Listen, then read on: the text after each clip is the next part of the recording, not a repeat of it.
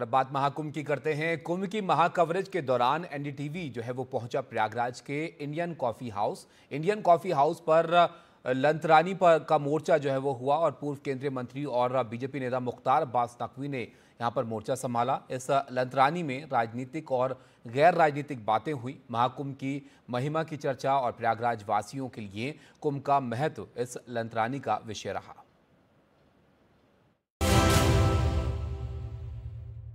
बात लंतरानी की हो रही है और बकैती की, तो उसको थोड़ा परिमार्जित कर दें साहित्यिक ढंग से।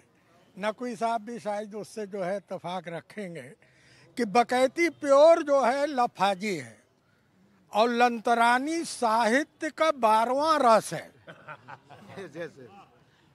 लंतरानी जो है कहानी गोई की या किस्सा कहने का वह सलीका है इलाहाबादी, जिसमें जो किस्से पुराने घट गए हैं उसके अंदर चांद सितारे लगाकर उसके अंदर जो है हकीकत का इनपुट कर दे, उसको लंतरानी कहते हैं। इसे लंतरानी मतलब लफाजी का जो है वो लूज टॉक, लफाजी की लूज टॉक आपके अंग्रेजी के हिसाब से।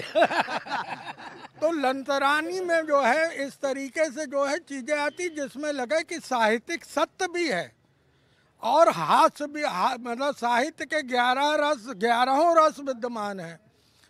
और ये जो 12वां रस है लंतरानी, इसमें कॉलर पकड़ी पकड़ा और चहेटी चहेटा भी हो जाती है कॉफी हाउस पे। इसके लिए लंतरानी का कारखाना है ये कॉफी हाउस। देखिए, ये जो कॉफी हाउस है इसका अपना इतिहास है।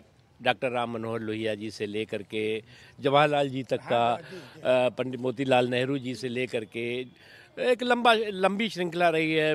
बहुगुणा जी, जनेश्वर मिश्रा जी, बहुत लंबी श्रृंखला। और साथ ही साथ इस कॉफ़ी हाउस में जो अभी बाबा ने बताया, साहित्यिक लोग तो इकट्ठा होते थे, सियासी लोग भी इकट्ठा होते थे। तो बगल में ही जो है वो आप देखेंगे अभी भी लोक भारती प्रकाशन है, आनंद नीलाभ प्रकाशन है। ये उन तमाम महान साहित्यकारों से जुड़े हुए प्रकाश जी, सरस्वती प्रेस है। तो ये तमाम अभी भी इलाहाबाद की जो संस्कार और संस्कृति है उसको जिंदा किए हुए हैं। ये खुद को भी खुशनुमा बनाए रखता है सर ना, ऐसा होता ही है। ये संस्कार और माहौल जब घुल जाते हैं तो खुशनुमाजी बनी रहती है। सर हमारे साथ हिमांशु शेखर जी भी हैं। हिमांशु शेखर सर हमारे बहुत ही सीनियर कलीग हैं और पार्लियामेंट सर कवर करते हैं। तो मैं इनसे जरा जानना ये चाह रहा हूँ कि दिल्ली की पार्लियामेंट के बाहर जब रिपोर्टर्स का जमावड़ा या नेताओं का जमावड़ा लगता होगा और यहाँ जब आप ये छोटा अभी आए हैं, अभी जस्ट वंदे भारत से लैंड किए हैं और यहाँ अचानक से लंतरानी इनके सामने टॉस हो गई है, ये कितना डिफरेंट है? जी, बहुत ही ऐतिहासिक शहर है और ऑक्सफोर्ड ऑफ द ईस्ट कहा जाता है इलाहाबाद को। आप जिस विषय का भी जिक्र कर रहे थे